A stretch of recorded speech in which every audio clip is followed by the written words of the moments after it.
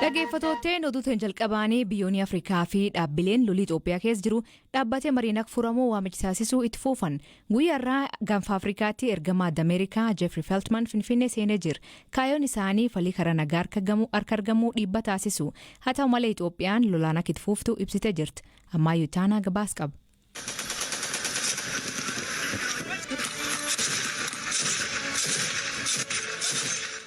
Itoophiyaan oduu ijoo addunyaa akkuma taatetti jirti. Dhimmi dubbii ijoo immoo lola kaaba Itoophiyaa jirudha. Keessumaa gaafa kibxataa labsii muddamaa labsamee hordofe biyyoonni qawwee lafa kaa'aa teessuma dura walga'aa jecha watwaatutti jiru. Osoo addunyaan waamicha kana taasistuu garuu tajaajilli kominikeeshinii mootummaa ibsaarra waaree booda baaseen duula Itoophiyaa baraarutti milkaa'aa jira. Biyyi ololaan jigdeen jirtu jechuun lola akka itti fufuu ibse. Hoogganaan finciltoota Tigraayis torbanuma kana lola akka itti fufan ibsaniiru. Gaanfa Afrikaatti ergamaan addaa Ameerikaa Jeffrey Feltman guyyaarraa yeroo Finfinnee ga'an dura taa'aa Komishinii Gamtaa Afrikaa Muusaa Faakii Mahamaat waliin mari'ataniiru. Imalli Feltman gara Finfinnee taasisan kan kana duraarraa guddaa ta'uu danda'a. Kanneen lola keessa jiran lola dhaabanii mariitti akka deebi'an irra deebiin gaafatu. Yoo lolli dhaabatu baate garuu Ameerikaan tarkaanfii cimaa akka fudhattu akeekkachiisaniiru. Kunis qoqqobbiidha. Kanas akeekuuf mootummaa waliin akka kana duraa itti hin fufnu jechuun tibbana dubbataniiru. Biyya ollaa Itoophiyaa Keeniyaan haala Itoophiyaa keessa jiru of eeggannoon akka hordofaa jirtu ibsiteetti. Pirezidaantiin biyyattii Uhuru Keeniyaattaa waraana Itoophiyaa ilaalchisuun ibsa roobii baasaniin lolli kun dhaabbachuu qabaa jedhaniiru. Pirezidaantiin Yuugaandaa Yuwerii Museveniin immoo bulchitoota baha Afrikaa waliin yeroo dhiyootti dhimma Itoophiyaa irratti mari'atuuf akka jiran gabaafameera. Dhaabbati Igaadis waraanni hatattamaan akka dhaabbatuuf ibsa kamisa baaseen gaafateera. Dhimmuma lola kanaan yaaddoon roobii kaleessaa ministeerri muummee Abiy Ahmed waliin bilbilaan haasa'uu isaanii barreessaan olaanaa UN Antooniyoo Guuterees ibsuun isaanii ni yaadatama.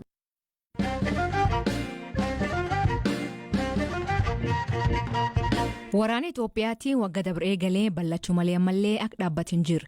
Sababa waraan kanaan immoo gatii guddaa kaffalaa jiranii fi jidduutti kan miidhaman lammiilee nagaa jalqabaa naannoo Tigraay ergasii Afaaraa fi Amaaratti lol ballateen yeroo ammaa akkiiwwan jedhuutti lammiilee miliyoon 7 ol deeggarsa nyaata barbaada. Akka fakkeenyatti Hiiwoot haadha ijoollee lama sababa lol kanaa fi ilmi isii tokko hanqina nyaataaf saaxilamee hospitaal seen ta'ullee qorsa argachuun rakkoo.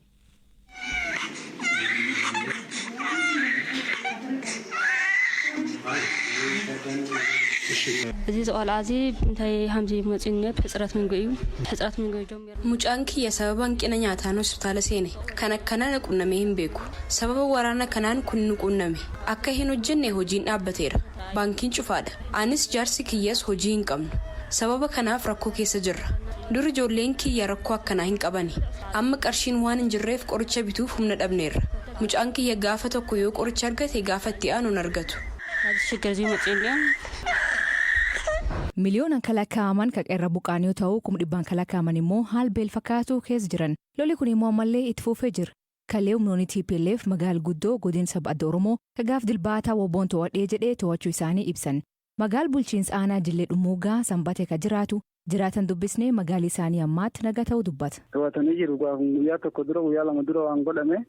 Magaalaa keessatti waan hedduu isaan mudatan qabu. Magaalaa kamisee keessatti waan isaan mudatan jiru baatiitti isaan mudatan jiru. Kamisee keessaa ba'anii achitti alaabaa maal dhaabanii amma magaalaa Qalloo ka jedhamtu ka kamisetti aantummas cirratti ka jennu magaalaa godina kana achi darbanii Caffaaruufis kan jennu achi ba'aniiru kallattii karaa Finfinnee kana qabatanii as deemaa jiru humnoonni kan jedhan odeeffannoon nu ga'aa jira. Sanbatee jennu aanaa Jillee Dhumuugaa kanatti fi Axaayee Shawaaroobit gidduu kanatti waraana buusaa jira mootummaan. Kanaaf yoo humnoonni sun dhufanii as ga'anii magaalaa irratti tarii lolli kan uumamu taate sodaachuu qabna malee hanga ammaatti Sanbateen harkuma mootummaa jettee Axaayeenii.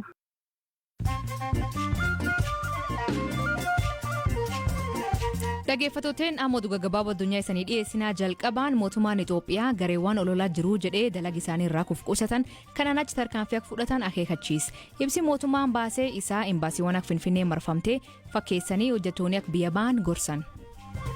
Fiigichi guddichi Itoophiyaa baatii sadaasa keessatti fiigamuuf ture guyyaa biraatti dabre. Kanaaf sababni labsii yeroo muddama ta'uu dhaabbatichi beeksise. Aangaa'onni fayyaa Koongoo vaayiraasiin Eboolaa ammallee deebi'ee namoonni 8 qabamuu himan. Dhaabbatni fayyaa addunyaa namoota 8 kan keessaa 6 karaa Tiwiitarii isaanii irratti barreessan. Saawud Areebiyaa fi Yuunaayitid Arab Emirates Suudaan gara bulchiinsa siviiliitti akka deebitu gaafatan. Kun yeroo jalqabaa ka biyyoonni waraan biyyattii deeggaruun yaadataman fonqolchaa mootummaa jijjiiramuu gaafatan. Isaan dabalatee UK fi US ibsa waliin baasaniin namoonni dhimma kanaan to'ataman akka gadhiifamanii fi labsiin yeroo muddamaa kaafamu gaafatan.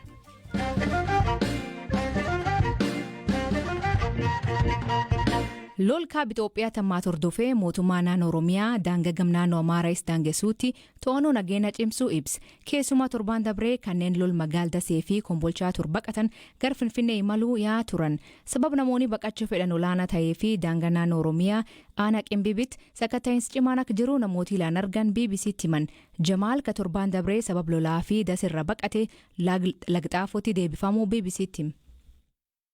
ጣፎ ላይ ሲንደርስ ተመለሱ ፍተሻ ምናምን ነበረ የተፈተሽ ወደ አዲስ አበባ ደሴራ በቀኔ ዱፍኔ አከለሚ ኢትዮጵያ ተሰዩ ደምኔ ረኮ ከነጀላኒ ባና ጀነ ያኔ ቱሬ ገሩ ሰከተንሰት ቱሬ ለገጣፎት ወረቃየኝማኑ ጋፈተን ኑቲ ከንደሴ ቀምነ ከናፍ ዴቢአኑን ጀዳኒ ገረ ደብረ ብርሃንት ዴቢኔ ያን በምንልበት ሰዓት ግን የተመለሰው ተመልሶ ወደ ደብረ ብርሃን ገባ መጋል ደብረ ብርሃኔት ትናንተ ጅርቱ ፊ ጎድን ሻዋ ካባት ቡልቺንስ አና ቂምቢቢት kanneen magaal Finfinneetti baqachaa turan ittisuu ibsiti. Bulchaan aanichaa obbo Mogas Nagaash turtii BBC waliin taasisaniin torbee dabree baqatoonni lakkoofsan hedduu ta'an deebifamuu fi ka waraqaa eenyummaa Finfinnee qaban garuu ammallee dabraa akka jiran hima. Maatii olaanaatu dubbis. Ministeerri guyyaa afuriin dura haalli ture alagaariin turre namoonni keessatti dafee irraa buqqaa turan hawaasa bal'aatu maatii isaa qabatee karaa Finfinneetti godaanaan turan amma sa'aatii kanatti garuu Ramadan milaa wajjin almost bakka jirutti dhaabbateera. Namni karaa Finfinneetti godaanu keessattuu toora dafee namoota kanarra buqqaan warri imaluudhaaf warri barbaadan tootaalii oowwameera. Bakka deebi'aniiru. Ammatti haala qabatamaa magaalaa keenyaatiin daangaarra waan jirruuf sakatta'insi karaa adda ta'een ittisumaa jira. Amma karaa magaalaa Shanootiin gara Finfinneetti imaluun hin danda'amaa? Daandii imaluun hin danda'ama garuu namni waraqaa eenyummaa Finfinnee qabu imalaa jira. Nama waraqaa eenyummaa Finfinnee hin qabne kan dafee gara biraa qabaate garuu duubatti deebi'u. Maaliif buqqaa jira waan ta'eef namoota buqqaan jiran dhufan qofa duubatti deebi'uu akka qabanidha. Anis hojii keessa jiraama. Keessumaa amma namoonni gara kanatti baqachaa jiru rakkoon nageenyaa tarii naannaa keessanitti uumamuu danda'a. Qophii naannaa keessanii maal fakkaata naannaa sanitti daangaarra waan jirtaniif? Rakkoon nageenyaa uumamu jechuu hin dandeenyu. Uumamuu danda'an jedhu sanatti nama keessa galchine ammas qaama nageenyaa keessattuu milishaan aanaa kana keessa magaalaa kana keessa jiru saandi baay'atee toora milishaa itti afur kan ta'u magaalaa irratti galeera. Magaalaa shan irratti jechuudha. Milishaa kana saandi baay'atee karaa biraatiin ammatti godinaalee biraatis ta'e milishaan lakkoofsa hedduu ta'e gara aanaa keenyatti galeera. Walitti qindeessine rakkoon nageenyaa tokkollee akka uumamuu hin dandeenye hojiin hojjetamaa jiru. Naannoo irra kaasee federaala dabalatee godinni aanaan dinqisiisaa hojjetamaa jiru. Dhimkan irratti ka gaafannee hoogganaan kominikeeshinii bulchiinsa mootummaa naannoo Oromiyaa obbo Haayiluu Addunyaa kanneen shakkaman garuu iddoo irra dhufaniitti deebifamaa jiru jedhu. Namoonni baqatanii dhufan kun yaa'u namoonni siviiliin deddeemuun hin danda'ama inuma deemu garuu namoonni akka waan buqqaan fakkaatanii deeman tokkos hin jiru jechaadha. Isaan bakkuma dhufanitti deebisuutu deebisaa jirra. Ta'us hordoffiin daangaarra jiru garuu cimaadha.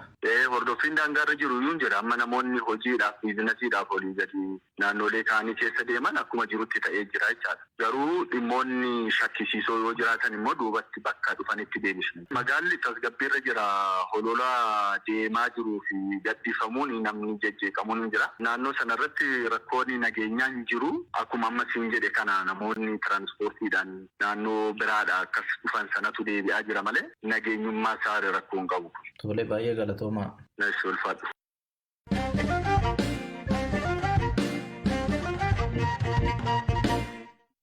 Itoophiyaan amra kohama keessa jirti. Waldhibdeen mootummaa federaalaa fi finciltoota Tigraay jireenyi biyyattii akka hin tasgabboofne gochaa jira. Ji'a lamaan dabree waraanni bilisummaa Oromoo mootummaa waraanuuf humnoota Tigraayin waliin michoomuu ibsanii turan. Gaazexeessituun BBC Kaatiriin Biyaruhanga loltoota waraanichaa birgaa'uun gabaasa kan qopheessite. Gargalgalaa loltoonni woboo 400 ta'an sochii waraanaa irra jiran. Hedduun isaanii dargaggoota. Dubartoota illee of keessa qaban. Jaal Gammachiis Abooyyee ajaja ittaanaa woboo. osoo wareegama guddaan hin bahin akkaatuma itti yaanee guutumaa guututti Oromiyaa itti dhuunfannu keessatti hojjetaa jirra. Kanas itti milkaa'aa jirra. Finfinneenis marfama keenya keessa jirti.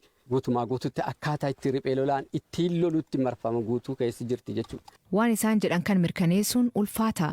Garuu waggaa tokkoon dura waan hin yaadamne ture. Mootummaan ammaatti waraan kaabatti fuuldeffatullee bakka garaagaraatti uummanni rakkoo keessa jira. Gara kibbaatti dhaabbilee mirgoota namoomaa mootummaan maqaa WBOtiin walumaatti qabee namoota fixuu fi jumlaan nam hidhuu himata.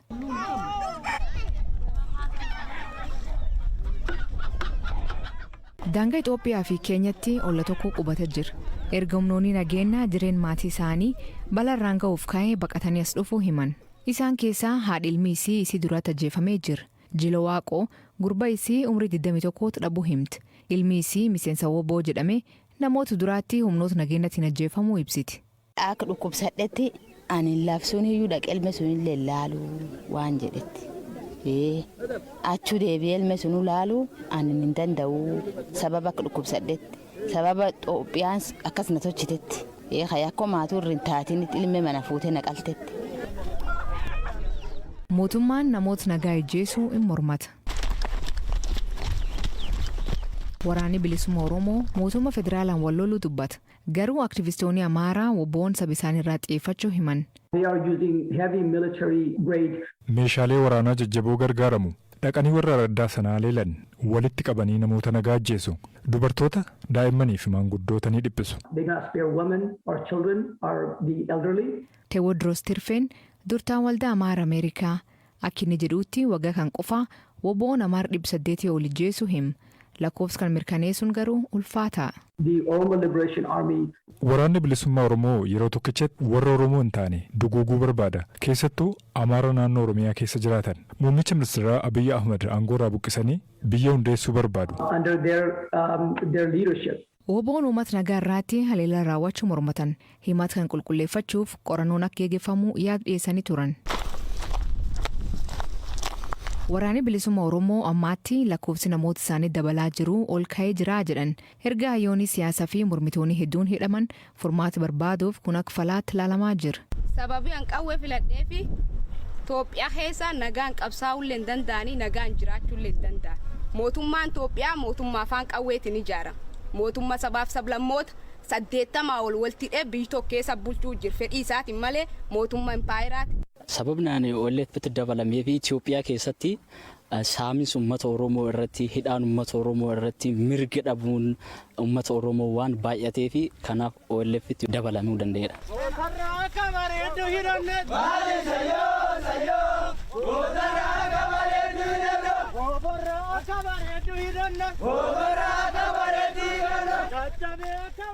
Mootummaan Itoophiyaa waraanni bilisummaa Oromoo dhaab shororkeessaa kan waraana tirmaachuu fedhu ta'uu BBC'tiin waraanni kun akka dhaabbatu mootummoonni addunyaa gaafachaa jiran haa ta'u malee gami lamaanuu bakka marii waraan filachaa jiran. Dhageeffatooteen sagantaan irraa ganumaa nu waliin turuu keessaniif ulfaadha isaniin jenna. Mammaasii galgal kanaa haa jedhanii naan fiigaa jetti jaartiin butamte. Hiikan isa maanii koomentii keessan nu beeksisa. Sagantaa kan qophees ammaayee witaana gam teknikaatiin Oskaar Bunga keessaniif dhiyeessan asli galgalooti agborisaatti akkana nagaa waaqa keebbulaa oraa